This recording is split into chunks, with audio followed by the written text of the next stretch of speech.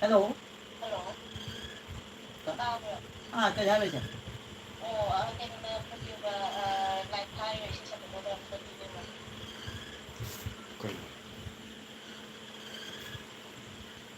Hello. Hello. Yên với anh đi đi. Charles. 수요일이다. 근데 락이야. Aha. 어디서 여기서 아론 활동에가 가지고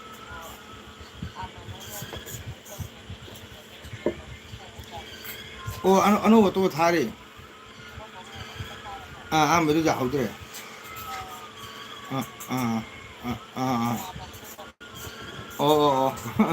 Ang kon thai ma. Ah.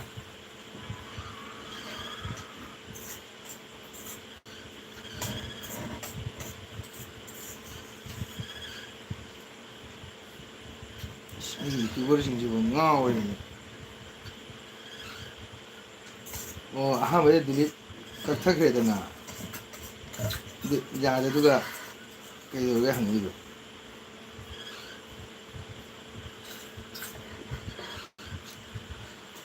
Like done, like done,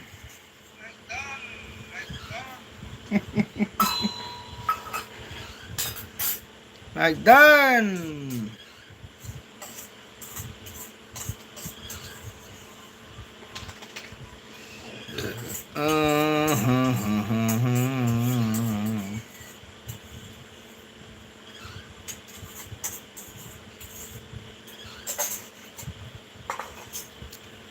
Thank you. Like the way them thank you. 다가짜리 산다이 짜타보.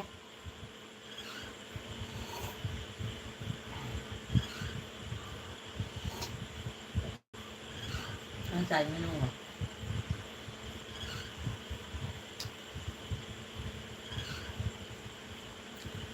차뽀 다가짜리 좀 짜타보.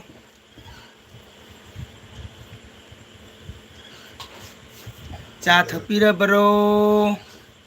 스나마얌.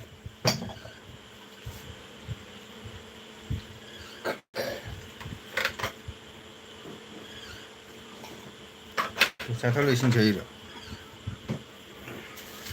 진짜로 다음 답해 보는 진짜 이긴 토우게.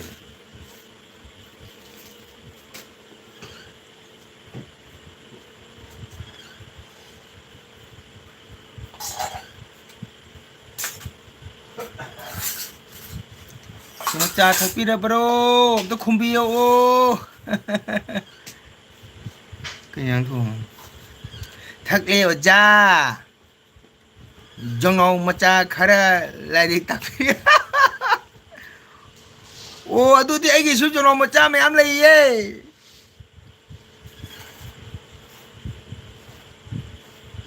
ta bro timo anh cái số 정ong macha mày ăn lấy ye tôi sân chalo đi 탁래요 자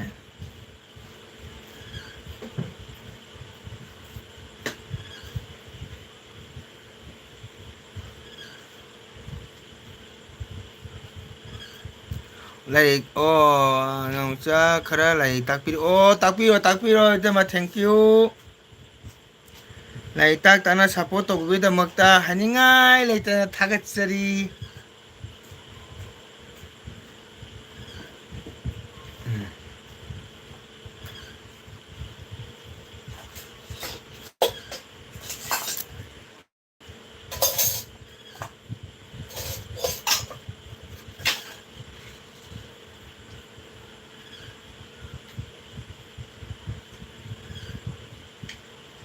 mayam mga changbiro sino mayam support to piyo sino mayam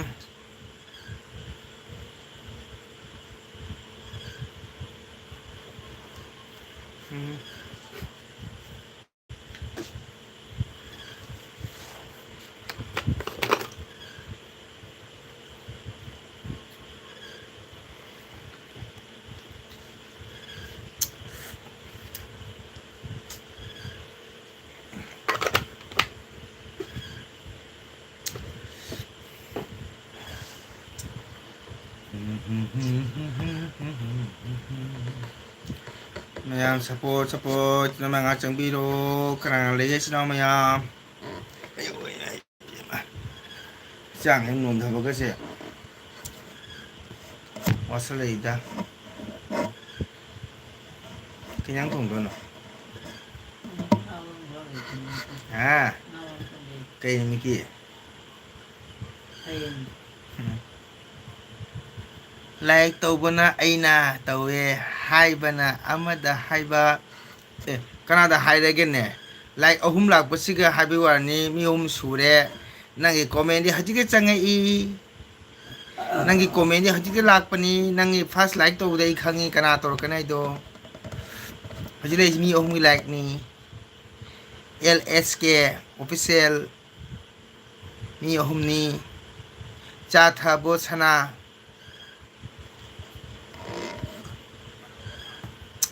ane kaka video ko thangat reda jum LB nganga thai sini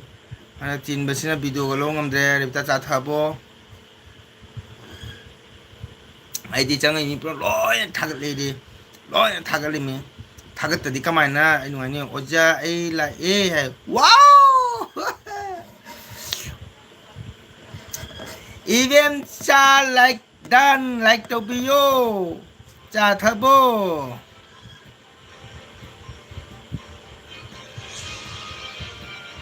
Ibim cha like to bio duty chalu bro Rasom Momin Rasonomin Agi channel na chang badam ka thagat chari Ibim cha like to bio Aham bai do Hata bai na tau bani hai badi Khangbi roi Haura banang chang apaga nona phata bane kana hai gine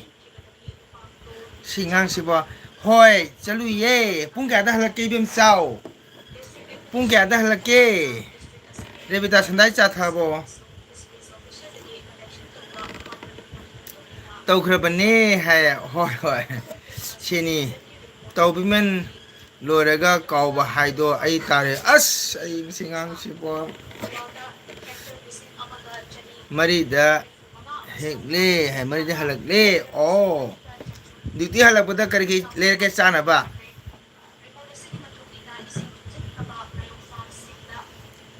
Duma hai kari pada chong kakak chong ni ko. Oja sari ko hai. Oja sari ko hai. Hoi. Chini cha. Mana leite duna thaktre cha mana chini leite oh kaka heng thinbira ke be ma heng thibira ke oh cha hoi ibem cha hoji kai dori ge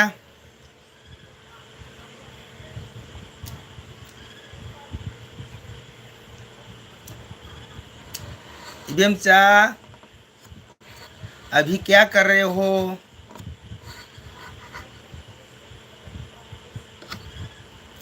रेबिता करिंजंग चाय बारो दिए अच्छा अथ खरा ले रे ए ओजा खरा चा गे हाय बने करिया ता थंग ले पिज्जा ले रे रो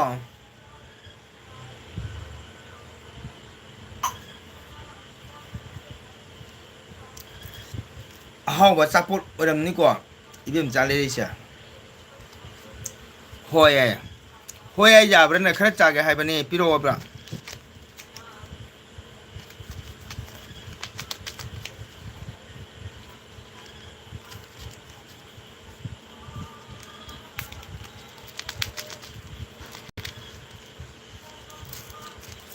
Devita baro kanyang chai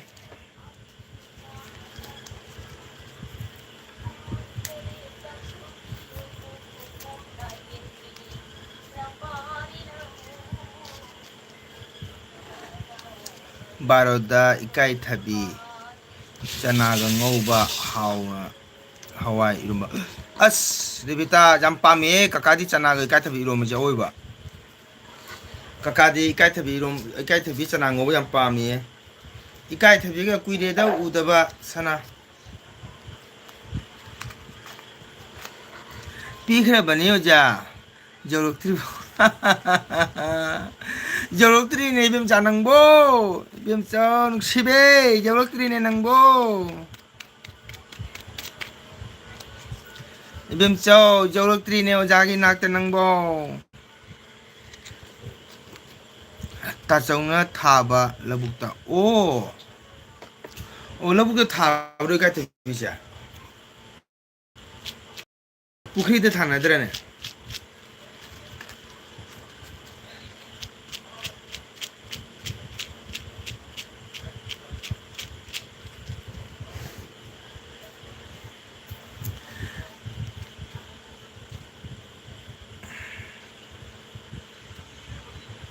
कईनो अदुदी है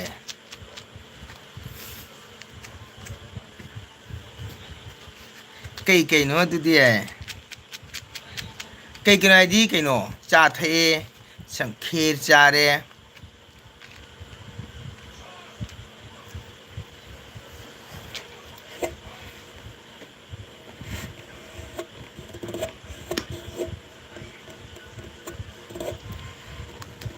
केवा तिलप्लो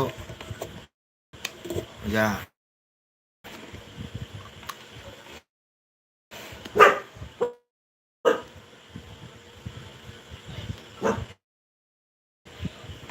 रेबिता इकाई थे भी क्या हो गया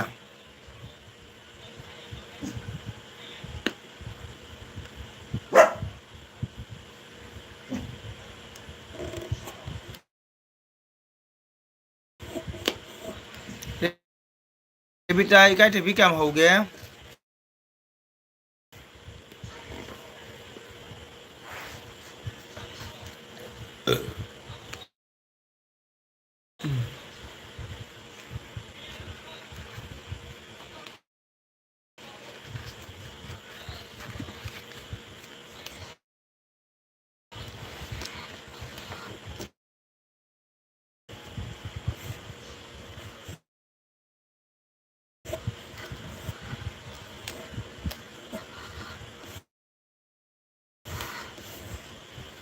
Diêm cha nung thang đi cái nhang thùng cái ní ngasi cái nhang thùng cái ní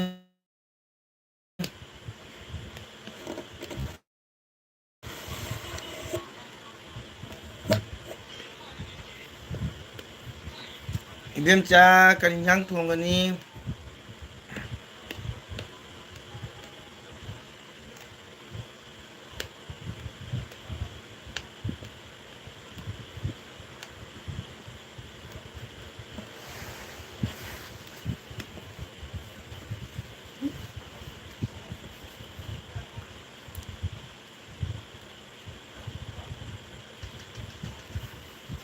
아니 뭐 또 굼디네 절로 이렇게 해봐 ngasi jam phang te da lising ma khai ka phangai 1005 ne ka phangai iro le o jai iro le machi de karim de jaw tra ba si bong singduk na na hitok pani kaka changwa gi tha bane oh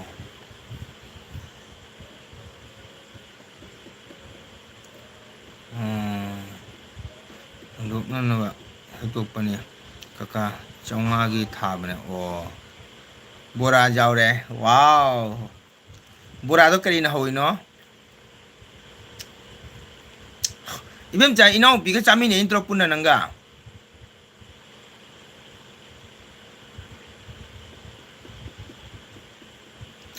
ibem cha inau bi ka punna chami ne intro nanga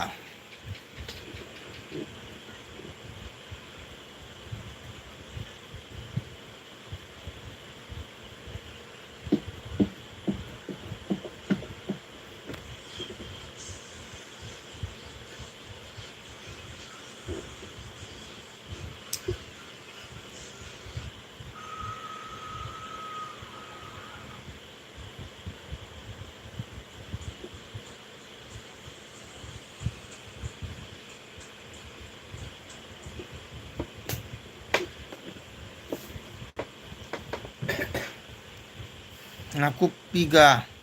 khajinga wow hoi punna chayo ja nakupi na kai de phangi ba ha nakupi do karai de gino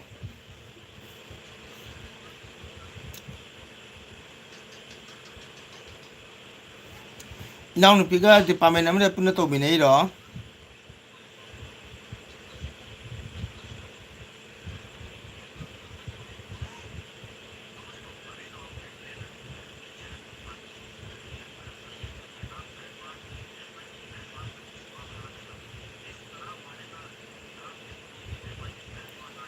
Ngok no bahai bane ba o nakupi do kai de no phangbro du ga bo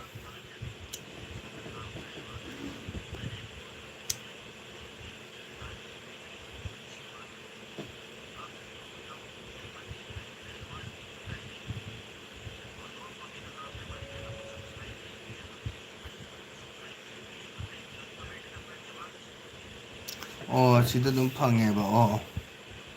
na te to go liu ja oh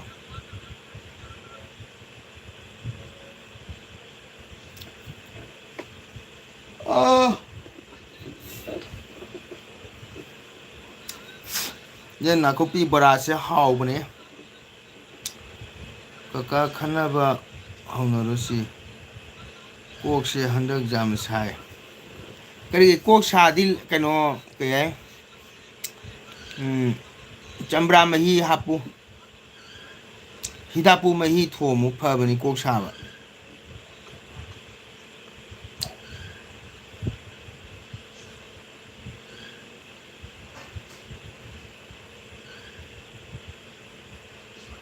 ta bro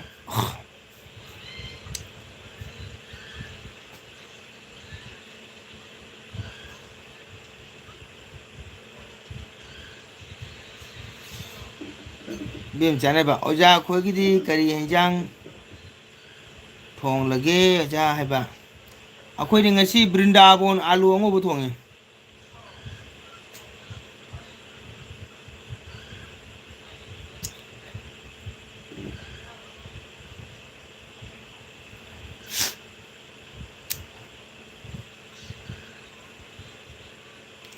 wow sot na hai oja nungai ri bo nungai ri ye nang nungai ri bo thank you like to biramu thagatchari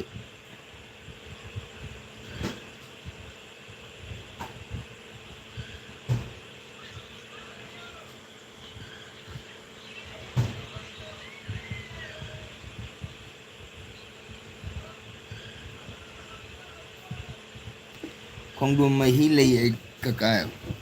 hajipu khongdum mai kai de na nungai ri kayam nungai ri ge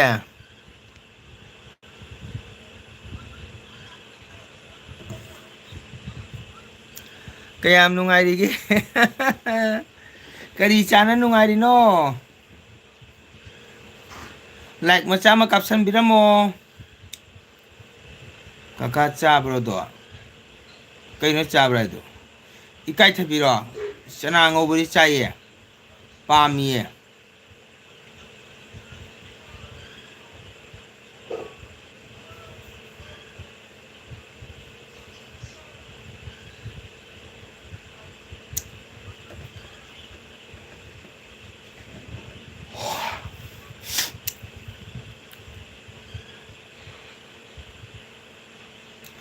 mayam like to biramu support to biramu ko islam mayam rebita kaka chai ikai thabi hau bani chana gango ba ko mai tan haura ko la cha su hau bane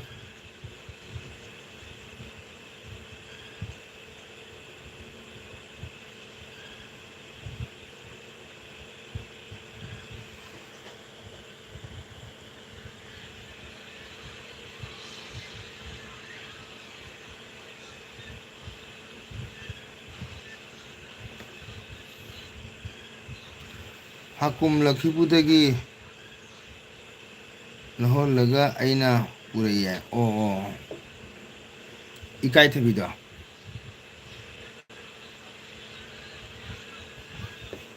한디 타나릅니다. 아쿠수 하우람니 아직도 하울라케드레 이 다우 타나드레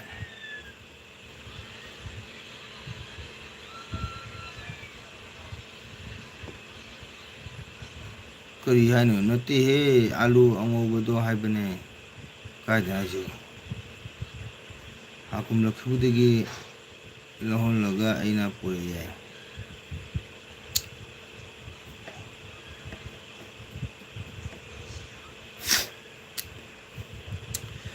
ngerti he alu ngobu dah bani karena alu ngobu no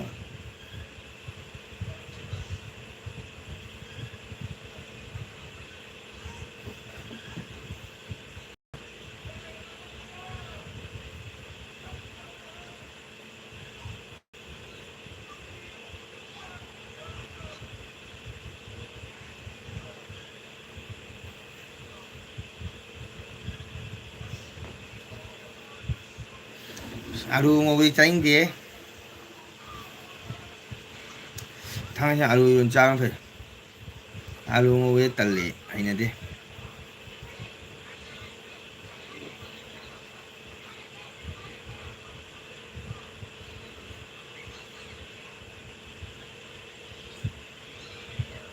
cái ai đi amuk ta đi ở dài cái gì nó không ta đi ấy chứ cái gì buồn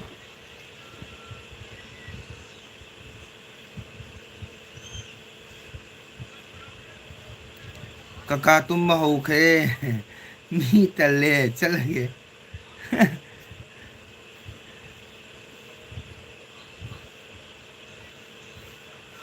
mi tale chal ge hai tat ho no ngang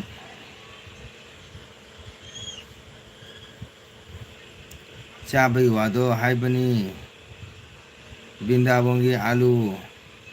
ango ba Bindabon ge alu ऐसे खंगद्र इबम चाना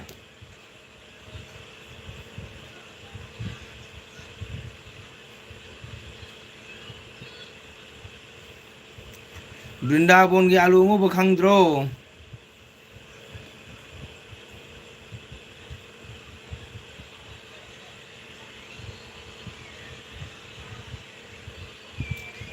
그부대기 공동 마히도 뿌리 하이버니 사이에 빈다본 알루 아이도 오늘 강지 바이바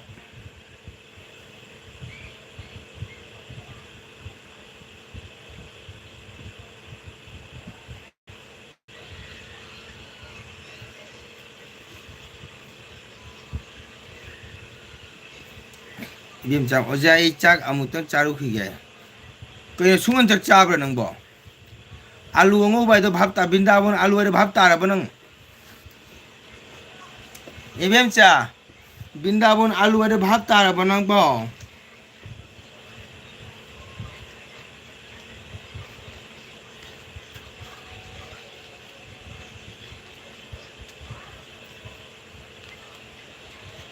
하나 이제 뚱뚱뚱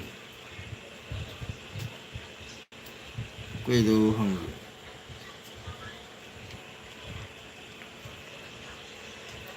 짜루 비면 짜루로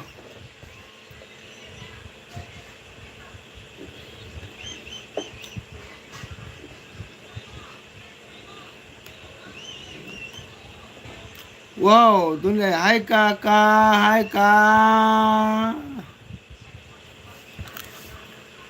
Doni pungga dikti halai thank you kakagi channel changakpa like toro ibim cha thangjana ke ba khangdebu oja hai rebitana bindam alu do jerum na tromani jerum ni ibim cha jerum hai bani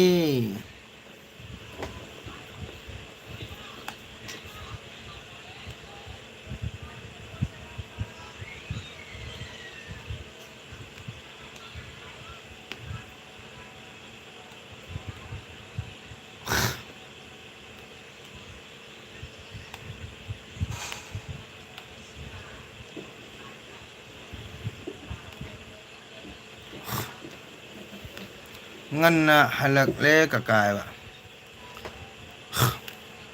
Doni like toro काका की तो जय जय टामो चाक चारबो कई मथेल चारगे टामो टामो bro wow I नुंगसिरबा Ningthem टामो चाद्री जय जय टामो जय जय कृष्णा निंगथेम चाद्री टामो की चाके नुमिदांगे पुंग तरा मखाय तरा चागनी दोनी लाई श्रमना लाइक डन इबेम चाना खंग्रे आई वृंदावन आलू हाय बनी जेरुम थोंगी हाय बनी इबेम चा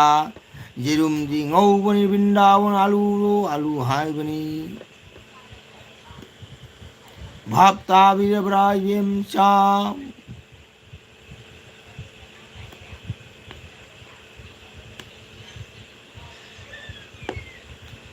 दोनी नसम हा नो ख्रे करिगिनो इनो दोनी अमतंग खुमौ काकादा इबेम चा चाक चारुनी लुलेन हारुने लुलेन भंगबिरुरो इबेम चा लुलेन भंगबलोरेगा लेंगक परी कावगनु को खोंगदोय बिरौ को इबेम चा लुलेन हावलोरेगा काव छन्नबो तौगनु को कमेंट से खुपा कमेंट खुपा थी आई चंदोनी हरे कमेंट खुपा थी हाय तना फाफा नोख्रे इबेम चाना खंगदे आई हाय बदी वृंदावन आलू हाय बदी जेरुम हाय बनी आई की चंद्र बिताना हरे काका पेन पेना तुमो काकागी मरुप मयाम लाकले आई खोई चलगे रेबिता नंगोन चटपगी वादी काकाना हाय खिदेना इबेमा लस लेस हरे हेलो काका हाय सर लाख थैंक यू थागत जरी लाइक मच्चा मत तौबिरमुको चनाव मयाम लाखती लाइक तौबी नुको शिरबा यूट्यूबर चनाव सपोर्टर पुनको थागत जरी हाय ब्लेस हेलो काका हाय चाक चार ब्रो करी हिंजांग चाय लाइक तोरमु थागनिंग थेम हा नो खरे जोय टेन टौ खरे थागत चरिनिंग थेम नोक पसिरी थमोय नुंगदगी नोक माले को फाक नोक पसिन हाथ खरे केबी काका हाय बेबी नंग पथारो हाटंग बेबी मोबाइल थमो ngā pothau na sadu ngai na ba ngā tang leiro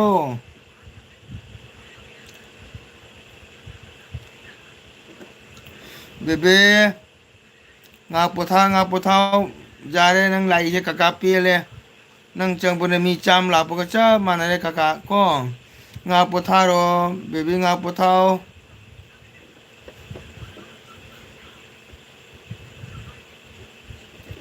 आईगी चंदोनी लाई समन करी है पुका नामी नोपदा सीदौरे रेबितान काका खंगी लाई हराओगे काका खंगी लाई हराओगे ते तारे बेता असुमी चन मयाम नुंसी बदगी नोन जाय सुम तौबनी दोनी लाई श्रम जाम नो कनु पुंग तरा मथोइदा चाक चाबनी ना जाननु ओबरी चाक लामकनी को दोनी बेबी पथारो थमो नंग मोबाइल थमो ngā pothau मोबाइल पाइरानु नंग ngāla मिजे काका पेले मया मचिनाव लाइक तो व्यू चिनाव में लाइक तो व्यू हाय मन इकाई रे को काका बेबी जारे नंग potharo जारे इंदुम चाना हाय इंदुम चा तो इंदुम चा चाक थोंगे बेबी ngā potharo इंदुम चागा वाई सानरमा लोरगा काका एलबी थारेनी नंग ngā potharo खंगबो सना बेबी मरा मोपनी से मोबाइल थमो से नंग ngā potharo निंग थेमना हा नो पसिदी लोरे दन्ना होय काका होय pothau काका होय ngāले फोन तो ngā potharo जारे नंग मोबाइल थमो जारे मोबाइल पाइरा ngā तंग मोबाइल थमो ngā tang wakando भाप तानने थमो जो चनिंग दो फाता दनने फजना ngā tang pothau बेट खंगबो मना मोपनी बेबी सना पोथारो बेबी पोथारो थमो मोबाइल थमो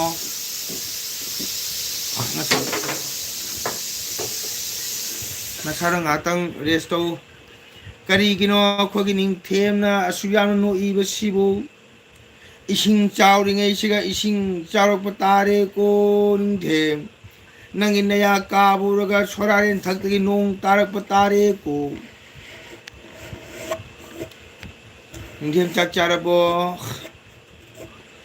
नोगी कोमेन पाना पाना आई तुमिंगुम तोरगले को मी सिंग्यामत लाक पीद्रेने आई एलबी सीधा आई एलबी लोशनब तौरगे चिनाव मयाम कनाम तलाक पीदे कनाम सापो तौबिद्रे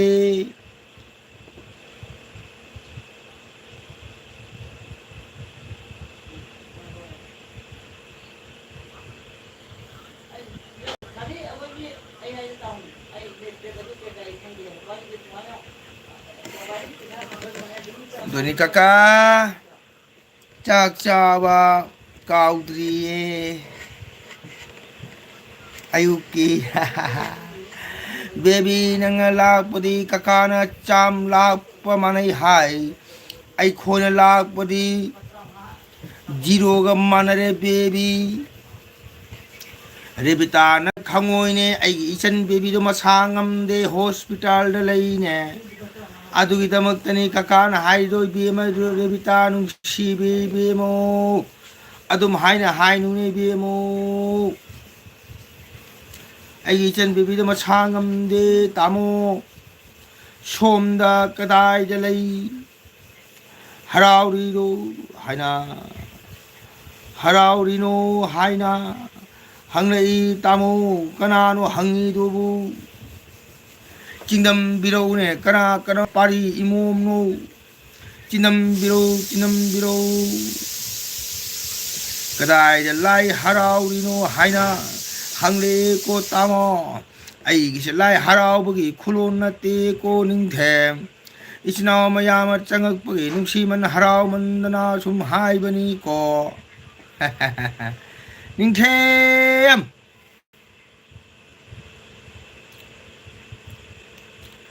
काका फजना कमेंट पाबियू अखोगी दोनी ना हायरे आई जने काका कमेंट पाबियो काका फजना कमेंट पाबियो मयाम अखोई दोनी ने हरे काका फजना कमेंट पाबियो होय काका फजना पारके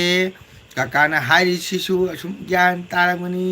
ताबा नुंगाइते हाय बेबीना खोई बेबीना हाय ताबा नुंगाइते अदुदि मयाम आई कमेंट से फजना पारगे को कोमेन फजा फजा इरो को फजा फजना चिंदम गे को दोनी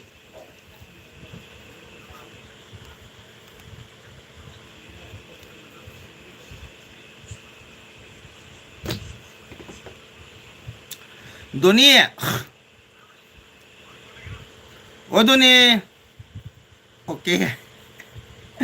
ओके नुसीबसु पामजदरे नुसीजबसु पामजदरे काका कोक सागरप हेले को इंगबदी लायदना ताई काका हाय काका काका फना कोमेन पाके ताऊ को हाय बेमा आईगी यूट्यूब चैनल चंगबिरे यूट्यूबर सिंह मरकता आईगी इचन रेबितान करी हाय नुंसीबसु पामजद्रे नुंसीदबसु पामजद्रे काका को सागत पहेले कोक इंगबदी लेरे दाना ताई काका इमाय दोनी अखोय चोंगदबगी तौबनी बाय अखोय चंगदबगी तौबनी हिबुगी बेमा रेबिता निगाय थादु को बेमा 이젠기 꼬맨 우버드나 봉디 하라우리니 이 봉이 비에망 능시위 돈이 아이코이 짱더버기 떠버니 바이 닝디엠나 노 그래 그 닝디엠나 하하 노 그래 하 돈이 라이스름 까까나 빠니바 꼬맨 시자들 버러니 비마 옥자리 땡자리 따자 닝드레 닝티엠나 good welcome 도니 리비탄 하이바네 아 옥자리에 뺀자리 따자 닝드레 따닝바 닝티엠나 아이고나 후루후루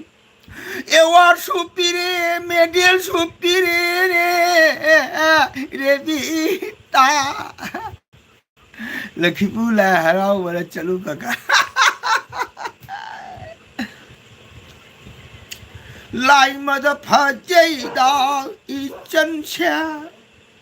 येंग मद मा फजेदा इचंदी अमरम द जेंगी आमद वाते दोचाना दी नुशिरम लोहे काका ताब हैती आइना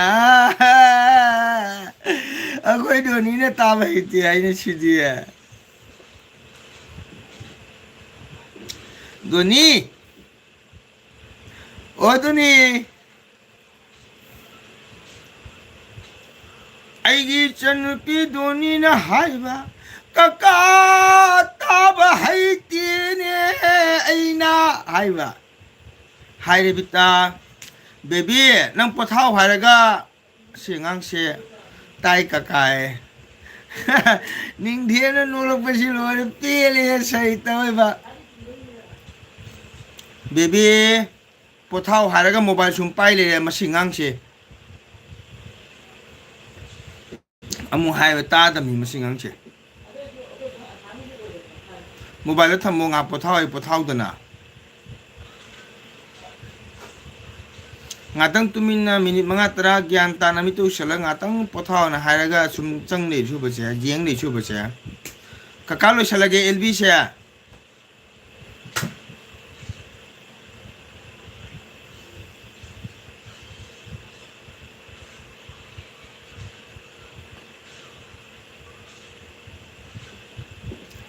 kai cha khage kaka done kaka ngasi sanda chowmein चारे मोमो चारे अदुला चा थे अदुला खीर चारे मदुला क्वामरू में चारे क्वामरू चालो बगे एलबी थारे अखोई दोनी लाए अखोई रिबिता लाए अखोई निंगथेम लाए अखोई बेबी लाए कमेंट इरे कमेंट पारे लोचागी नंबर पिरो काका पिरो ओहो है निंथेमना डोलक अमा पाई जो तामो अदु ओरेदी चप चानिको डोलक अमा पाई होय उरेतना अखोइगी कनना ककाना एलबी पारगा अइना कमाइना सादुइनो बेबी नंग ए मसिंगांग सि मसे मोबाइल थमो ngahtang मोबाइल ऑफ तो थमगा ngahtang तुमिंग तुमसे मिनि मंगा 10 रेस तो हचांग दो ngahtang हचांग दो रेस पिवा हाइबनि नंगबो हाइ बेबी नंग सा नुंगाइते हाइबनि ना मोबाइल पाइगनो अदुनि साइ हाइ मसिंगांग से दम मना कंग मसिगनि ना मने एलबी गे लो संगनि मदुगदि आइगी व्यूज लागे लाउ तुना ngahtang मिनि 30 तंग फमगा हचांग दो रेस पिवा बा ngahtang हचांग दो शांति पिवा नि नंगबो कोन चाम लक चंग पुजाइ ना एलबी दो कोना चा या खिद्रो काका चक चाव या खिद्रो है जानी हो पुंग त्राम खाइ चादु मिना चाकते त्रामा खाइ दा ꯑꯩ ꯌꯥꯝꯅ ꯋꯥꯔꯦ ꯑꯗꯣ ꯃꯁꯤ ꯑꯉꯥꯡꯁꯤꯗꯤ ꯑꯩ ꯇꯜꯂꯦꯕꯣ ꯑꯩ ꯃꯣꯕꯥꯏꯜ ꯑꯩ ꯑꯦꯜꯕꯤ ꯂꯣꯏꯁꯜꯂꯒꯦꯁꯦ ꯑꯗꯣ ꯉꯥꯛꯇꯪ ꯄꯣꯊꯥꯎ ꯍꯥꯏꯕꯅꯤ ꯅꯪꯕꯣ ꯀꯔꯤꯅꯣ ꯑꯩꯅ ꯍꯥꯏꯔꯤꯁꯤꯕꯨ ꯉꯁꯥꯏ ꯀꯀꯥꯅ ꯍꯥꯏ ꯇꯥꯗꯕꯅꯤꯅꯦ ꯃꯁꯤ ꯑꯉꯥꯡꯁꯦ ngатang tumina minit manga tarado rest tau haiba adumana kapakanu se thamo thamo ngatang puthau se tumina ngatang tumo kapkanu puthau kapkanu faragani se mapu khoram mapu so thaujangani se ngatang puthau bebe ngatang puthau je sibani se ngatang puthau mobile ngatang tamu je uchalaga ngatang tumino kade wadono ha nang kade wadono kade wari ngai te kakai le sidi chau chau aingonda nungna dana hachang do pinaba chakto pinaba chawe lai sano oho hai baby mobile lo ngak thamo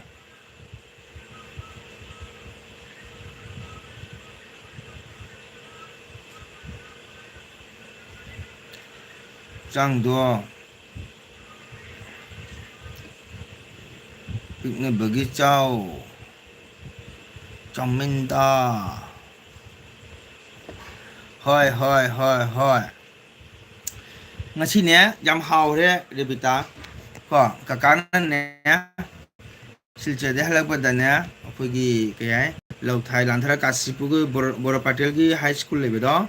mudugo nepali lebe ko mai du ko no aino uba momo chaba uba ge changba masi de jeng ge kwana fajan dam nan mai tolo me ko de momo plate om lo re chowmin om lo re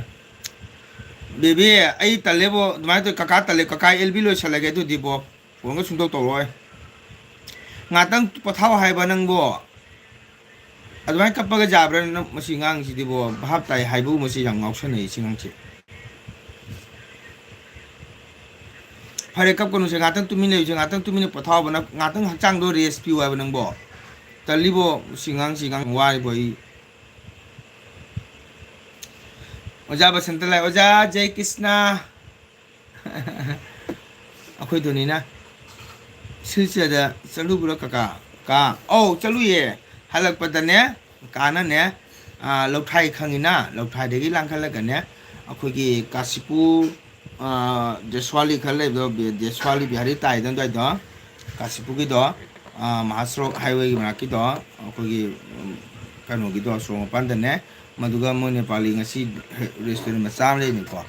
maduga changum ne mai da ale ba ai di mai kanu jong ni hau dong tu ba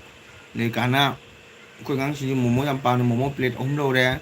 ada ge di momo piece ni panda ko 40 rupees 8 piece da de di chomin plate ani lo re oho ai saning bro hare bibi nang duga jala doni puja lakani ko jak thong khre oja oja gi di kari yang thong oja ngara irombra chung thong lo oja gi ya isino me am like to view ko mi di panjame like se ka ka de isino me am jak thong khre oja bibi nga pothau mobile thamo nga pothau se Domino's pizza chaningi ID wow phải bật cha si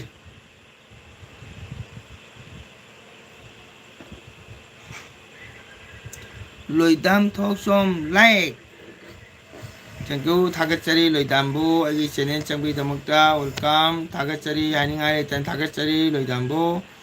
돈이나 봐 라카니 하이바 ngầm 까까 달래 성능에 ai xong nghe tôi ni ai xong nghe cả sao rồi tale cha thùng đi lại ra bên ní sang thùng nghe lấy tiền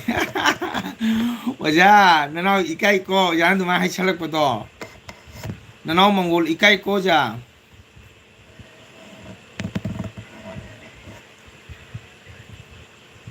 ai xong nghe khoi tu ni puja lao ai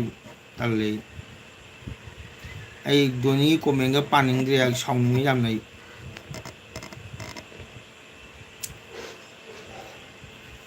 ai doni komenga paning dia ko yam song nge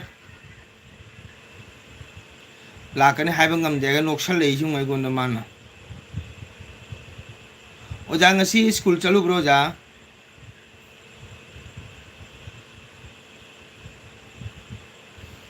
ꯑꯩ ꯌꯥꯝ ꯄꯦꯟꯗꯦ ꯌꯥꯝ ꯁꯥꯎꯅꯤꯡꯉꯦ ꯑꯩ ꯙꯣꯅꯤꯁꯦ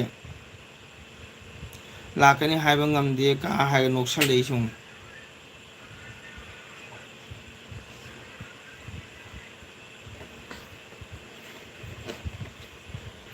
ꯀꯔꯤ ꯏꯟꯁꯥꯡ ꯇꯧꯒꯦ ꯊꯣꯡꯒꯦ ꯂꯣꯏꯗꯥꯝ ꯉꯁꯤꯁꯦ ꯕ꯭ꯔꯤꯟꯗꯥꯕꯣꯟ ꯑꯂꯨ ꯊꯣꯡꯉꯤ ꯗ꯭ꯌꯨꯇꯤ ꯀꯣꯝꯃꯗꯤ ꯐꯕ ꯀꯥ ꯈꯪꯉꯦ ꯑꯩ ꯙꯣꯅꯤ ꯀꯣꯃꯦꯟꯒ ꯄꯥꯔꯔꯣꯏ ꯌꯥꯝ ꯁꯥꯎꯅꯤꯡꯉꯦ ꯅꯪ ꯁꯨꯇꯤ ꯑꯦꯄ꯭ꯂꯥꯏ ꯇꯧꯔ ꯀꯩꯗꯧꯕꯩ ꯄꯤꯔꯣꯏꯗꯣꯏꯅꯣ ꯅꯪ ꯒꯨꯍꯥꯇꯤꯗ ꯐ꯭ꯂꯥꯏꯠꯇ ꯆꯠꯂꯤꯗꯨꯕꯨ ꯄꯨꯖꯥ ꯂꯥꯛꯇ꯭ꯔꯥ ꯀꯔꯝ ꯀꯥꯟ ꯂꯥꯛꯀꯗꯧꯕ ꯍꯥꯏꯔꯣ ꯑꯗꯨꯗꯤ ꯄꯥꯅꯤꯄꯨꯔꯤꯁꯨ ꯆꯥꯃꯟꯗꯅ ꯄꯦꯜꯂꯦ ꯃꯣꯃꯣꯁꯨ ꯆꯥꯅꯤꯡꯗ꯭ꯔꯦ ꯀꯀꯥ ꯄꯤꯖꯗꯤ ꯆꯥꯅꯤꯡꯕ ꯈꯪꯉꯦ ꯏꯕꯦꯝꯃ ꯆꯤꯟ ꯐꯕꯤ ꯇꯣ ꯅꯋꯥ ꯂꯧꯗꯦ ꯑꯩꯅ ꯀꯌꯥꯔꯛ ꯁꯨꯔꯦ ꯍꯥꯏꯔꯛꯏꯁꯦ ꯅꯣꯡꯃ ꯂꯥꯛꯑꯣ ꯄꯤꯖꯒꯦ ꯀꯀꯥ ꯆꯥꯃꯤꯟꯅꯁꯤ ꯏꯆꯤꯟꯅꯨꯄꯥ ꯆꯥꯃꯤꯟꯅꯁꯤ ꯎꯅꯗꯕ ꯀꯨꯏꯔꯦ ꯍꯥꯏꯅ ꯍꯥꯏꯔꯁꯨ ꯅꯪꯅ ꯌꯥꯗ꯭ꯔꯒ ꯈꯪꯉꯦꯕ ꯅꯪ ꯆꯥꯟꯗꯤꯒꯔꯗꯅꯤ ꯅꯍꯥꯟꯁꯨ ꯍꯥꯏꯔꯦ ꯈꯪꯉꯦ ꯍꯥꯏꯕꯗꯣ ꯅꯪ ꯀꯔꯝ ꯀꯥꯟ ꯂꯥꯛꯀꯗꯣꯏꯗꯨꯗꯤ ꯑꯩ ꯈꯪꯉꯦ ꯍꯥꯏꯕ ꯅꯪ ꯅꯍꯥꯟꯃꯨꯛꯁꯨ ꯅꯪ ꯒꯨꯍꯥꯇꯤꯗꯒꯤ ꯆꯠꯂꯤꯗꯨ ꯐ꯭ꯂꯥꯏꯠꯇ ꯅꯪ ꯀꯌꯥ ꯀꯨꯏꯔꯦ ꯌꯨꯝꯗ ꯂꯥꯛꯇꯕ ꯆꯍꯤ ꯐꯥꯔꯕꯣ ꯀꯦ ꯁꯤꯡꯍ ꯂꯥꯛꯑꯦ ꯑꯃꯤ ꯑꯣꯖꯥ ꯆꯥꯛ ꯊꯣꯡꯈ꯭ꯔꯕꯣ ꯊꯣꯡꯈ꯭ꯔꯦ ꯊꯥꯒꯠꯆꯔꯤ ꯑꯃꯤꯠ ꯋꯦꯜꯀꯝ ꯑꯣꯖꯥꯒꯤ ꯆꯦꯅꯦꯜ ꯆꯪꯕꯩꯗꯃꯛꯇ ꯊꯥꯒꯠꯆꯔꯤ ꯑꯩꯈꯣꯏꯒꯤꯗꯤ ꯂꯣꯏꯅ ꯕꯖꯥꯔꯗꯒꯤ ꯂꯩꯕꯅꯤꯅ ꯄꯩꯁꯥ ꯂꯩꯇ꯭ꯔꯦ ꯑꯣꯖꯥ ꯅꯅꯥꯎ ꯑꯩꯈꯣꯏꯁꯨ ꯕꯖꯥꯔꯗꯩ ꯂꯩꯔ ꯆꯥꯖꯕꯅꯤ ꯍꯤꯡꯒꯣꯜ ꯁꯝꯕꯜ ꯂꯩꯖꯗꯦ ꯑꯣꯖꯥ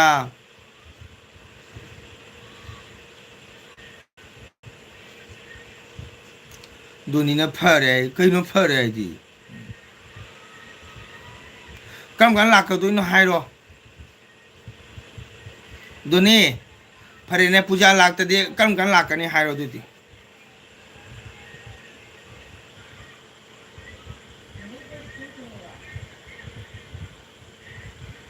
ꯊꯥꯞ ꯀꯄꯣꯡꯗ ꯑꯩ ꯏꯆꯟꯅ ꯂꯩꯔꯤꯁꯦ ꯆꯥꯟꯗꯤꯒꯔꯒ ꯊꯥꯞ ꯀꯄꯣꯡꯅꯤ ꯃꯥꯡ ꯂꯩꯔꯤꯁꯦ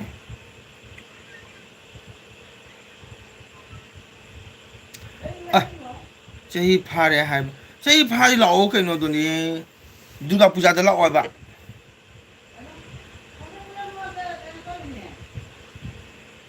ꯐꯔꯦꯅꯦ ꯅꯪ ꯗꯨꯔꯒꯥ ꯄꯨꯖꯥꯗꯣ ꯁꯨꯇꯤ ꯐꯪꯗ꯭ꯔꯗꯤ ꯀꯔꯝ ꯀꯥꯟ ꯂꯥꯛꯀꯅꯤ ꯑꯝꯇ ꯍꯥꯏꯔꯣ ꯀꯀꯥ ꯑꯝꯇꯪ ꯇꯥꯒꯦꯁꯦ ꯀꯔꯤ ꯃꯊꯦꯜ ꯇꯧꯔꯤꯒꯦ ꯑꯣꯖꯥ ꯑꯃꯤꯠ ꯉꯁꯤ ꯕꯤꯟꯗꯥꯕꯣꯟ ꯑꯂꯨꯅꯤ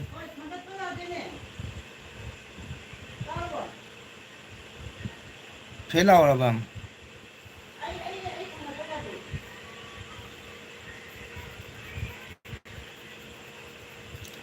ꯑꯁ ꯑꯩ ꯕꯤꯕꯤ ꯑꯩꯅ ꯙꯣꯅꯤ ꯂꯥꯛꯀꯅꯤ ꯍꯔꯥꯎꯅ ꯂꯩꯔꯤ ꯄꯨꯖꯥꯒꯤ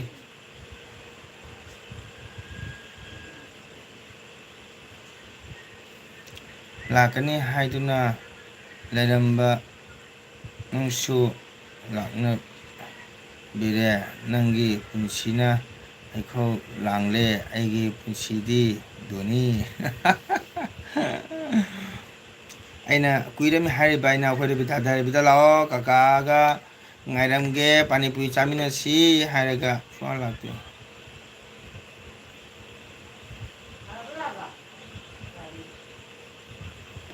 ꯂꯥꯛꯀꯅꯤ ꯍꯥꯏꯕꯅꯤ ꯍꯔꯥꯎꯔꯝꯕ ꯑꯁꯥ ꯀꯥꯏꯔꯦ ꯑꯣꯖꯥꯒꯤ ꯎꯔꯦꯗꯅ ꯙꯣꯅꯤ ꯃꯌꯥꯝꯅ ꯍꯥꯏꯔꯤꯁꯤ ꯌꯦꯡꯉꯨꯁꯦ ꯍꯔꯥꯎꯔꯝꯕ ꯑꯁꯥ ꯀꯥꯏꯔꯦ ꯑꯣꯖꯥꯒꯤ ꯍꯥꯏꯅ ꯌꯦꯡꯉꯨ ꯅꯣꯛꯁꯜꯂꯛꯑꯦ ꯃꯤꯁꯤꯡꯁꯤ ꯌꯦꯡꯉꯨ खर कोमदी लाके कका मयाम अमित हरौरंबा आशा कायरे ओजागी कायदे ओजी यंगु खुदुनिना हरे खर कोमदी लाके कका hello O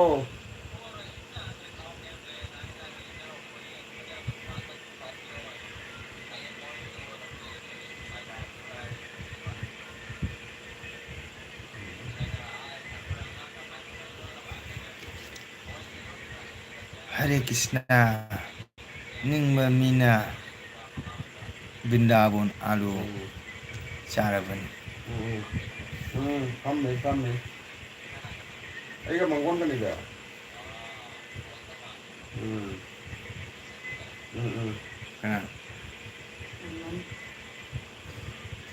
Kana hai ba? Pas ditaruh ka doon nila. Kana no?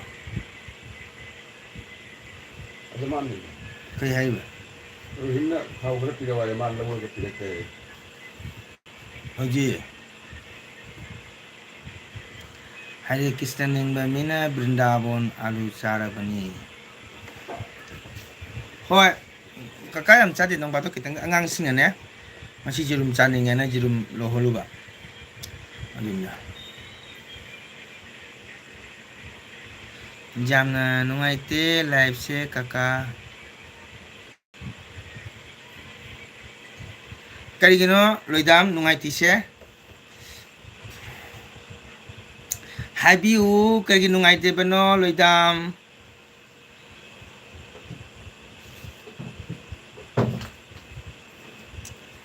Wakansi nungai he,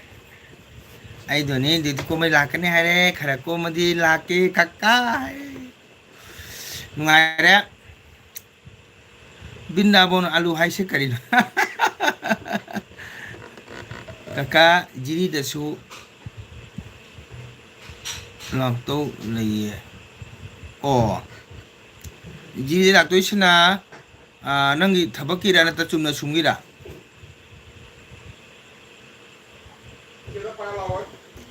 Doni nang ji lai kakak lakani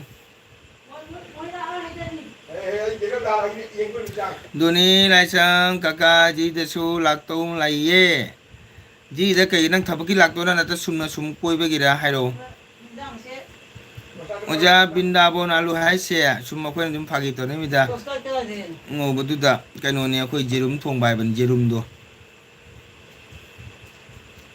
Chato ke do nang di ikai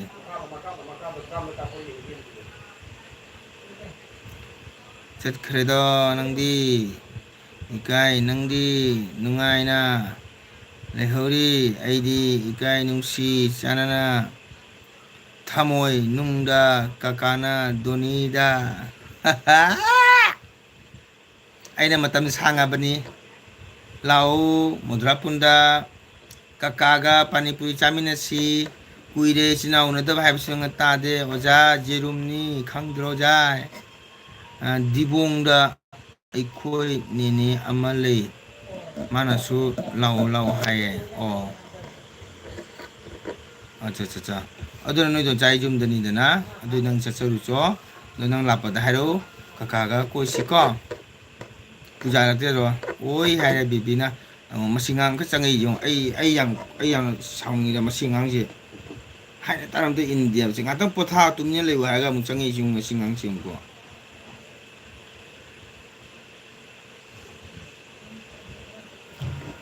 harak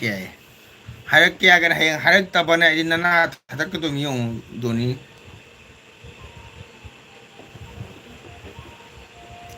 ai talebo ai bibi singang na ba nungai te ba ai talema singang che yang songi bo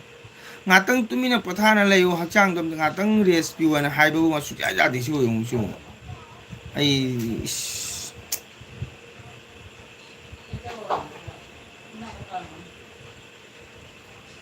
khangde jerum se Vrindavan alu kobra hoida ngau badu gane sum Vrindavan alu hai brendo ja alu ga be mane ne ko sum tong nei mina khoi kai ta khoi khoi gi phagi rang kanu ga pakon ga hai tare na potha ba ja de ka ja do mi tumi ne ngatang tumi ne leiro mobile do option thama ngatang tumi ne wakhan do bhab sa ga na inna chaning do phadra ga na tumi ne ngatang leiro khangabo kana hai sinang dam ta hai me nang bo ka rang wai bo nang ma hai bo Wow, Narmadala Tado like that. Repeat Why ni oja Jadaba Jadiba ai khangde ai yamna bu phajai ming sia ho ming da se ho ja phajabane namada rebita takading ding ai silcha da ekhoi baba leye ka oh silcha kai phum da le chanda gi cha thang la bo ta do namada ku ye thakpa ai tale baby se ai tale bo ai baby se ai ngang yang wa re ba ai lb se ga yang ngang re tale singang se ai na hai ma ke na bhap ta da nga tang tu min le wa si ta da mi singang se namada chak thong la bo hai rebita na rebita kari hinjang thong ge doni papa silcha kai phum da le no papa thabak to bro दूध ठंडा wow दूध ठंडा wow थोंगे Namda के yang थोंगे दूध ठंडा पापा में की गावे दोनी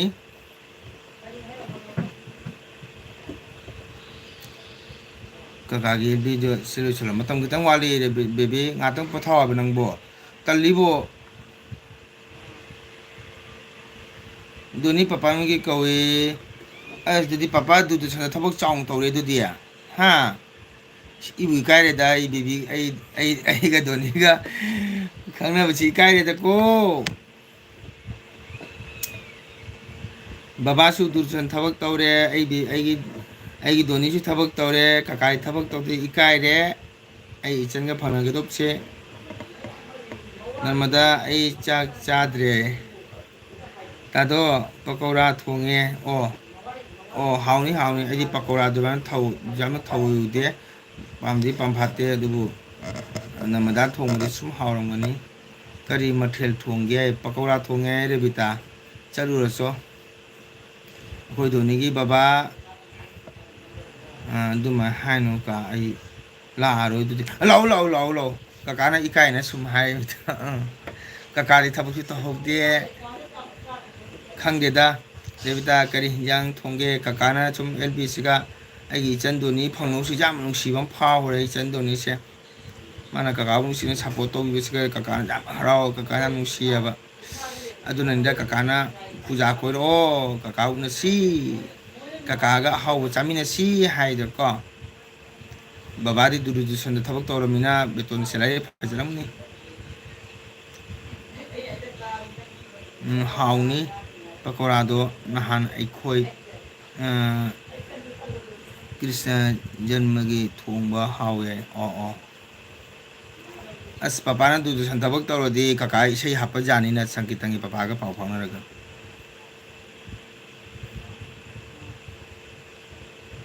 law to ni kaka na sum ikai na hari mi de ko law nang la ke kaka chau gi mi awoi ga tawuri thapida ai channa leiri se tado thabo tawdradi minatra bo mani adu kai haitare level do chana daba ko adu gini da tado mongol na hoja tamongol kai kai gali do na hare me jam si ai jandu ni se kunung si mani mana mai kabu sapo toba mau I chandigarh de leye Ramgati Guwahati लेंगे दुगा लाकने हराव रोबा अरे मां का मा duty से चंडीगढ़ ता है बा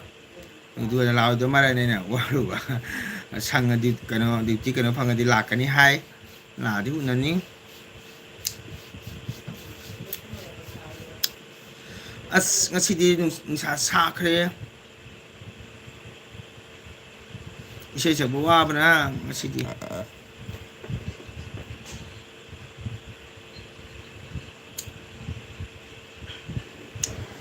as ngasi di narmada bo chawmin cha ba haw re bo kui cha mandre ngasi cha ba ni silcha de hala ku ko khom ni kui lo khai lan thra ka ne kasipur gi ne bor patel school high school do du jo bhati nge de ne hotel li me ko ko gi bihari da police ke swali khali ne ko ma de nepali mali ni pam cha de ma sok to yam phaji ma u du kai chang ma ne ba ko du ge de na chawmin plate ani lo re ma de momo do plate hom lo re as khom cha di ngasi चाचारे फजना Thang gun जुमा चोय पाख चागल लेवा दोनी को काका दिने pizza से हम पामे अदो खु सिलचे की पिज्जा से हाव वाली है बदुन ए चाद्री Mapan Delhi, Bombay, Bangalore, son labor, pizza, how never go. Because silver pizza, how would you be high? No one is ever silver than what a toroga. How did that? I did pizza jam palmy, pizza dumni, yam palmy. Donita bra, Kakadi, pizza gumba. I did Quiggy dumni gumba siam pamjeva, ado. How the high but no star have a silver the co. Mahau joked. Had the order to all those Japanese, Mahau joked. Namadadi Pakora Tonga Pakora Tona Katoning Adam Dumi. My Matembo. Kayaba Sunipadu. Give me some labor. Mogolano should you move. And no load. No load. Semangule. How come move your bro? Yeah.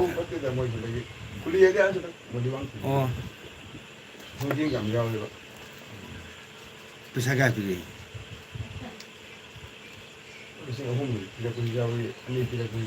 Kiaki. Fajang P. Nudity. Cano Durane. Modiba the Masang Libidro. She libido. Usun go home in me.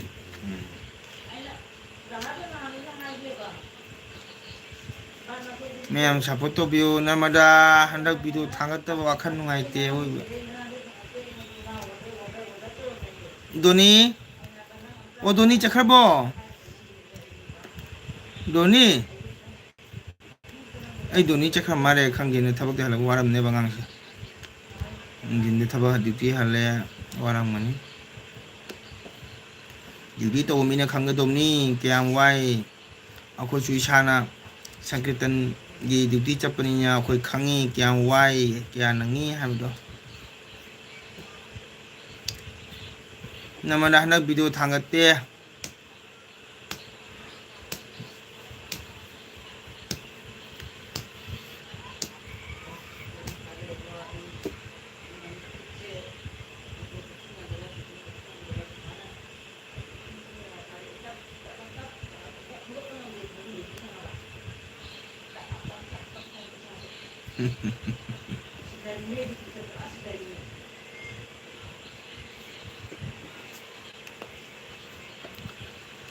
Ma'am, 2 minutes now. I'm comment on you. I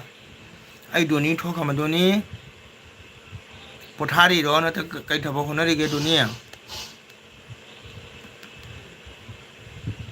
I revita talk on Marina. Revita.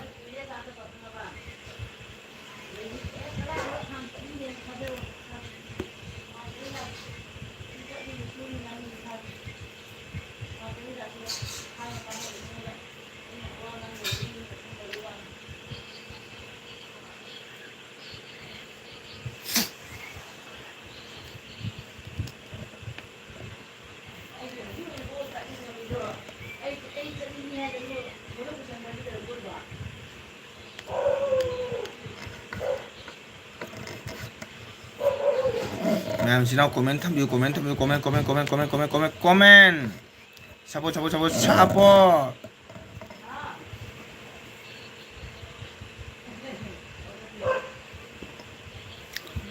Narmada lady boy, Aisan Doni. Kanaka with tabro. Nothing kite of honor again. Doni. Nahanijam shy, agency. And look at Sabra condition, and the good shy. I mean, as long as you have the issue, what you say. Though my room, the AC living in the Amsham with them.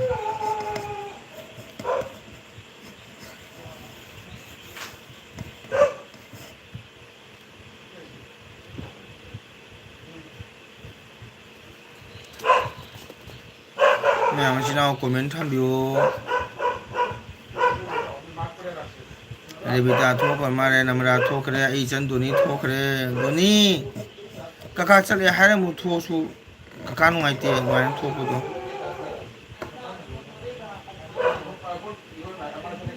Sinau minit teng layu ko ai lake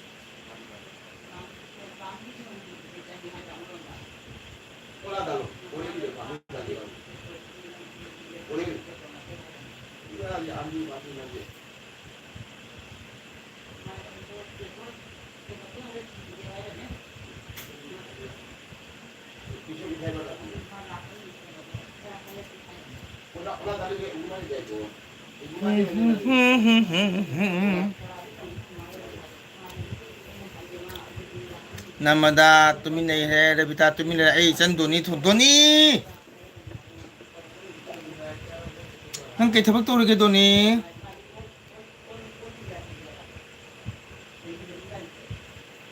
doni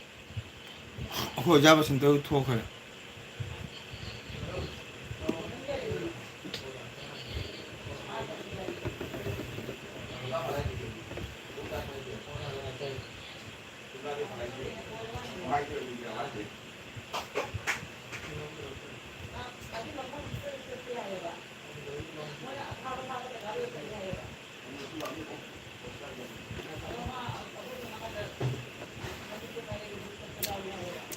ai gi chan doni nei ri bo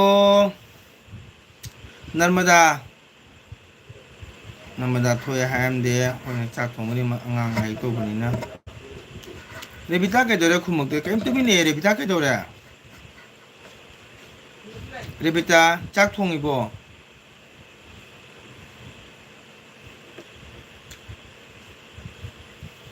Rebita chak thong ibo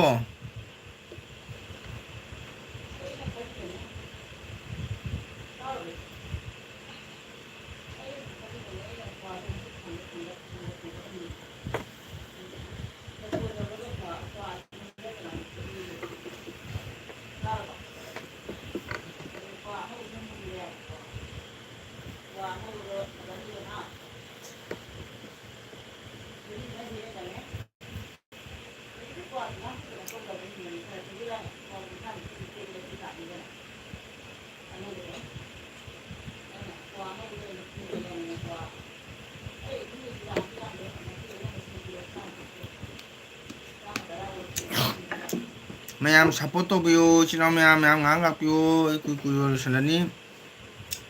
rồi chino mayam support to biyo ngak comment tam biyo chino mayam loi thok kre ai doni chu kem khumak tre ai doni ai chan Rebita kai dore kaka ngai ba wa ri ta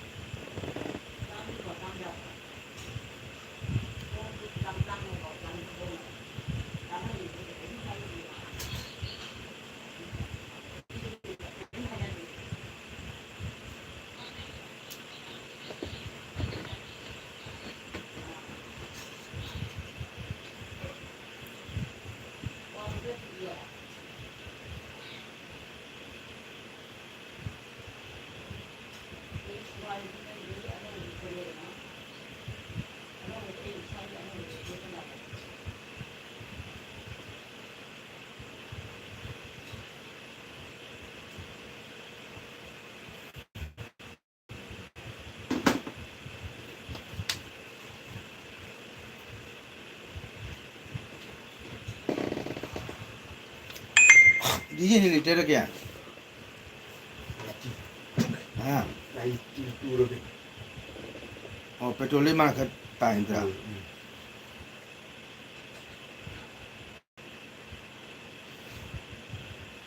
ma'am सिनाव support ma'am तुम्हें नहीं है क्या जोड़ोगे क्या no आई दोनी थोक रबो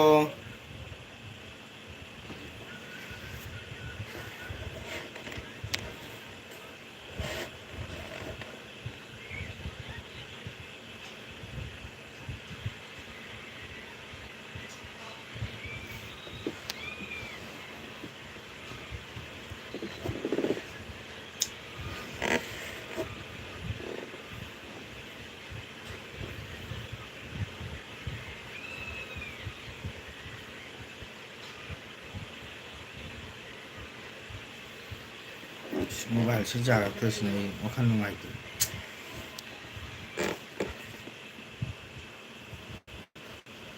mobile खराब हो से इसना ma'am तो लेते कनाम लाग पीते मैम सपोर्ट तो बियो इसना मैम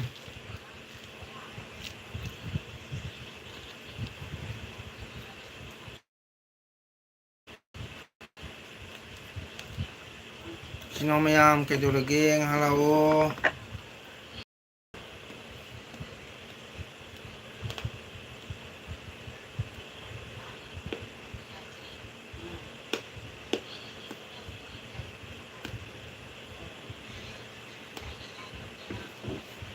गाड़ी से चाप होंगे तो लभी फतम गाड़ी चाप मतन गाड़ी से बिकार थी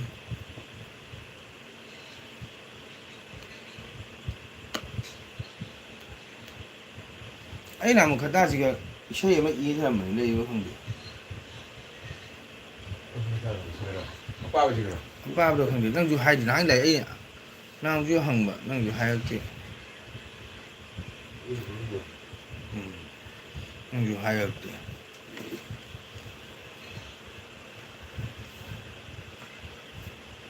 गोशारे या गोशारे ये शिवरांगे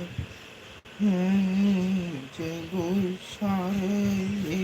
जय गोशारे शिवरांगे ठीक ना सारंगे लेना सारंगे Jago sara, jago sara, jago lang, jago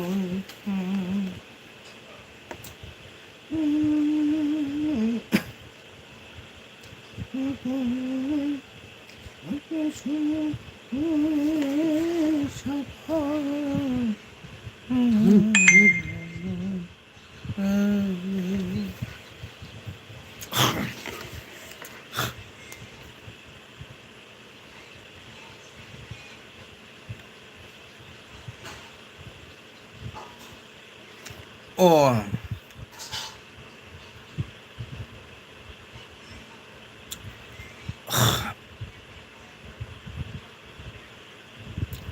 इस कमेंट सामने उड़े हुए तो उड़े comment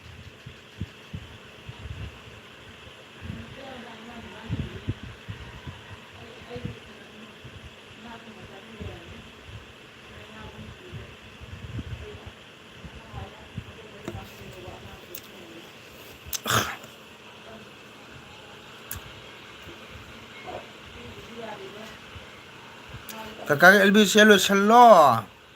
namada ichak chadri tado pakora thongi kari mathen thonge adumai hanu kakak ai la roi ko rebida kari yang chare hawai pakora do tado thabak taudradi minatang sori kakak ai mu hana la roi ko lakani hai hoi how बनी रे बिता चप माने का यदि नर्मदा नंग नहाक लेहुखो ककादो आइंगोंददी तल्लबनी हाय कका इकायरगदी मिमांगदा थोकलगा 이세 sakadroka wow chumi oho thau jam chaganu ka oh thau jam chaganu ka hoi doni thank you ai joni kakana thank you chongmin di sodogati chajumba sukan amalai duga haure wow no macha sinan mada bibina kaka hai rebut bebe oi rebita leini da pakora di chaningi oja ibim chana ai chak to comment pa adugadi big bazar da changlaga chaudana kaka do hautro jengwai ho jengge rebita aina hauba chowmin charadi kanamgi makhut ki chowmin chaning loi wow tai ka hai hoi ho aja ai chaba lore hai chandrapati devina keba tuki hai chandrapati like toro kaka se birani comedy pide kakagi sugar pado suk suba man bani narmada comment chape kagi oh chumi re bita hai hoi hauni narmada nang thong badi hai kaino ka tauri sibo hai hoita ure isan doni re bita tado comment pade comment udraba khangde hoja ure narmada hoita ure hoi hauri re bita hoi narmada comedy pagadra comment thamuda haibani machin se leptabani nong ngamdaba naha oina kakado mamit jubani tumbaga chatpaga khauri jingthabaga rebita tado se kari taurage comment udrabo khangde hoita ure namada rebita mathaki comment mayam se padine pari namit udana taurini kakado isai chatpada docharagi henbo urakpa khangde namada donina ka kari haike rebita tado mangol se comment kunipan muk mathaka leine padre pare phone se check toge haide ka se taure tar oima tado mangol kari taurino comment udrabo re bita tado se jadre ko hai kakagi mit choire kaka choide haji loi parami namada su pare ai jan doni su pare ai jan ibem cha su pare ai jan rebita gi su pare nga sai comment de chapure ibem cha balore ko haubra donina comment sa kani kaka na parido kaka gi mi choire kaka choide kun chapure ko kaka na parido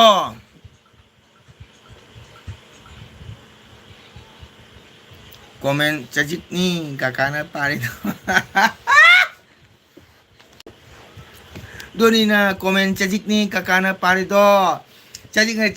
chaksha comment ni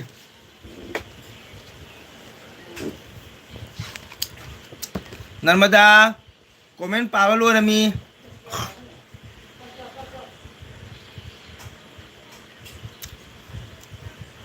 doni numidhang karinyang chani doni hairo ka tage ai isen na chaga do hinjang do doni ai isen doni na chaga hinjang do nang tage kakam tang hairo karinyang no narmada rebita ibm cha ai isen doni numidhang pung tara dagi ang kamu ai lb hauni myam changbi ro ko doni comment chapido ka marak ta amuk chek tawo o taw bade ni taw taw ꯆꯄꯨꯔꯦꯕꯀꯣ ꯗꯣꯅꯤ ꯁꯥꯎꯅꯨ ꯗꯣꯅꯤ ꯀꯔꯤ ꯏꯟꯖꯥꯡ ꯆꯥꯅꯤ ꯉꯁꯤ ꯅꯨꯡꯗꯥꯡ ꯑꯝꯇꯪ ꯇꯥꯒꯦꯁꯦ ꯀꯀꯥ ꯗꯣꯅꯤ ꯀꯔꯤ ꯏꯟꯖꯥꯡ ꯆꯥꯅꯤ ꯑꯝꯇ ꯍꯥꯏꯔꯣꯁꯦ ꯀꯀꯥ ꯅꯪ ꯇꯥꯒꯦ ꯏꯆꯟꯅ ꯆꯥꯔ ꯏꯟꯖꯥꯡꯗꯣ ꯗꯣꯅꯤ ꯅꯔꯃꯗꯥ ꯔꯦꯕꯤꯇꯥ 이비엠ꯆꯥ kaka kamu pung tara daida haugani LB duga lau ko kaka handa video amtang thangapa ngamdre doni kari yang chani numidang amta haru che kaka nang tage ai isani pi na chaga to hinjang do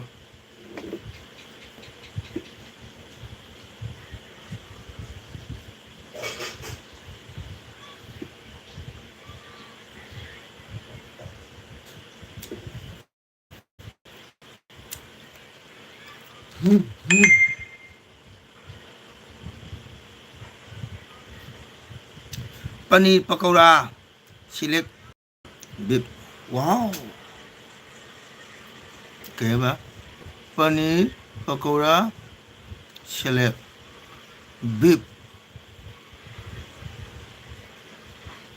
oh paneer pakora se haubra ai di paneer se hainade kakadi paneer se hainade ko Revita tado se ha ha ha ino karino na madano shalay do tado ko na kariya sobe jawre namada tado ko kariya sobe jawre na noksalay do jago ke sajalay do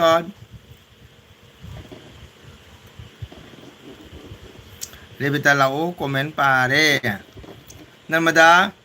kaino ko noksalay do kariya sobe jawre ai pung tara da mu LB hauni ko 9:30 dagi mayam changbiro ko warsuwana doni ai doni di duty wan halakpani na potha suka de du kakagi lai like to maga duga good night oi sukai de 9:30 10 kilo pung tara ro ko namadana noksale je kari no tadong ko kari so be jaw pare mayam gi pani jam chaba mali ka adum hape oh mayam di pani jam chaba male ka adum hape oh kadi pani si am pam di kagi di nga thong adi kadi lo jere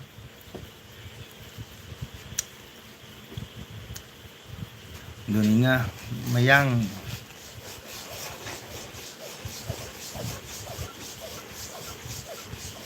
oh okay mayang di pani jam chaba male ka oh chaye mayang ne haidi mayang haidi ne ko khoi kok tu tu muslim te ko khoi hindu bengali marwari modi pani jam chai ba bihari modi pani jam chai aduga khoi mayang kok tu tu muslim modi jam tu dong cha de da jai jai tado mongol ki jai namada ngai khoi doni na doni kaka horen 9:30 10 adai ne LB muthane ko ado doni di duty chalu ne waram ni adubu kaka gi like to maga sum bai wo su jani ko lebita lebro lerangun lerang ma commentary ni narmada kaiguma kanuma phangba ma chang ka dom ni ko maki wahi ma thelak pa dane a chhoin chang kani yo kaka kaka oh akhoi doni gi chinau kya no kana kuya kaw hangriba hangde doni nipi kya no nipa kya no gi hairo jinge kaka ga mana ba jingsi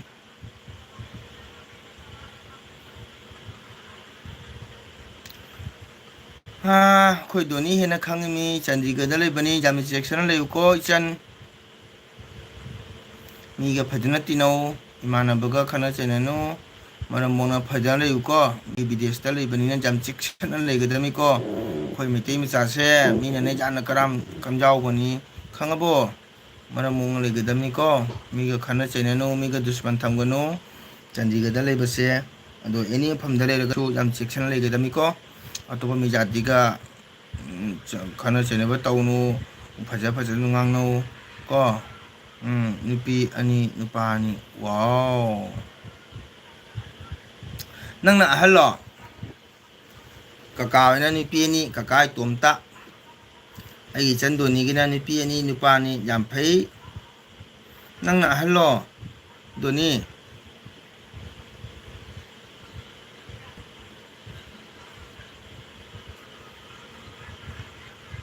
ꯑꯩꯅ ꯇꯣꯝꯕꯤ ꯋꯥꯎ ꯆꯤꯆꯦꯗꯤ ꯂꯩꯔꯤꯕꯣ ꯌꯨꯝ ꯄꯥꯟꯈ꯭ꯔꯕꯣ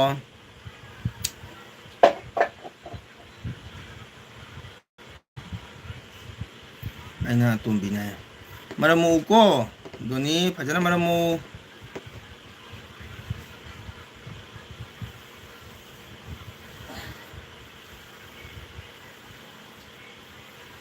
ꯌꯨꯝ ꯄꯥꯟꯈ꯭ꯔꯦ ꯑꯣ ꯀꯔꯤ ꯈꯨꯟꯗ ꯄꯥꯟꯈ꯭ꯔꯤꯅꯣ ꯗꯣꯅꯤ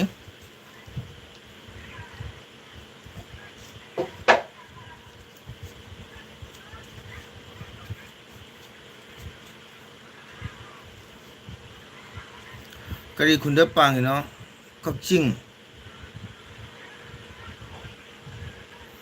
ꯀꯛꯆꯤꯡ ꯍꯥꯏꯗꯤ ꯃꯅꯤꯄꯨꯔꯗ ꯑꯣꯀꯦ ꯗꯣꯅꯤꯒꯤ ꯅꯤꯄꯥ ꯑꯅꯤꯗꯨꯗꯤ ꯅꯪꯒꯤ ꯃꯊꯛ ꯃꯇꯔꯥ ꯅꯪ ꯃꯈꯥ ꯃꯇꯔꯥ ꯃꯥꯏ ꯑꯣ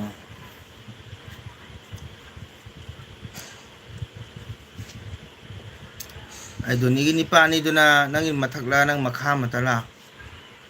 ꯃꯊꯛ ꯃꯣꯏꯗꯤ ꯁꯥꯔꯚꯤꯁ ꯇꯧꯕ꯭ꯔꯣ ꯃꯣꯏ ꯁꯥꯔꯚꯤꯁ ꯖꯣꯕ ꯇꯧꯕ꯭ꯔꯣ ꯏꯕꯨꯡ ꯑꯅꯤꯗꯣ ꯗꯗꯥ ꯑꯅꯤꯗꯣ ꯏꯕꯨꯡ ꯑꯅꯤꯗꯣ ꯖꯣꯕ ꯇꯧꯕ꯭ꯔꯣ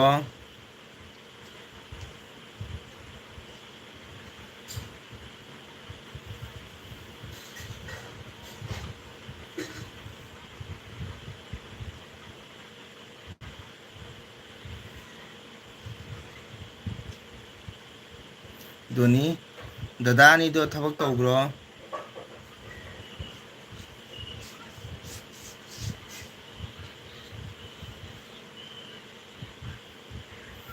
ꯗꯣꯅꯤ ꯇꯥꯕ꯭ꯔꯣ ꯗꯗꯥ ꯑꯅꯤꯁꯨ ꯊꯕꯛ ꯇꯧꯕ꯭ꯔꯣ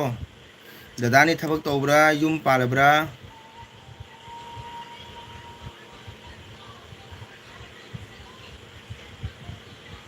ꯑꯣꯀꯦ ꯏꯆꯤꯟ ꯏꯅꯥꯎ ꯃꯌꯥꯝ ꯑꯩ ꯄꯣꯊꯥꯔꯒꯦ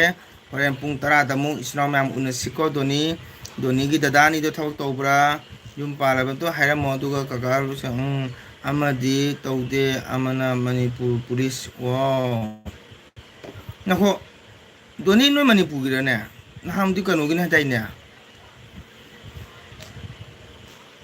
ꯍꯧꯖꯤꯛꯀꯤ ꯑꯣꯏꯅ ꯊꯝꯃꯒꯦ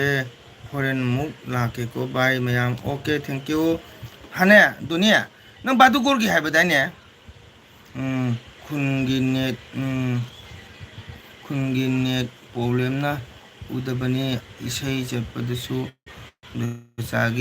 ꯗꯒꯤ ꯍꯦꯟꯕ ꯎꯔꯛꯄꯒꯤꯅꯤ ꯅꯃꯗꯥ ꯑꯣ ꯃꯥꯏ ꯒꯣꯗ ꯃꯅꯤꯄꯨꯔꯅꯤꯀꯥ ꯑꯣꯀꯦ ꯗꯣꯅꯤ ꯍꯣꯔꯦꯟ ꯄꯨꯡ 10 ꯂꯥꯛꯎꯀꯣ ꯀꯀꯥ ꯋꯥꯏ ꯁꯥꯟꯁꯤ ꯀꯀꯥꯒ ꯎꯅ ꯐꯪꯉꯣꯏꯗꯣꯏꯅ ꯃꯅꯤꯄꯨꯔ ꯑꯃꯤꯅ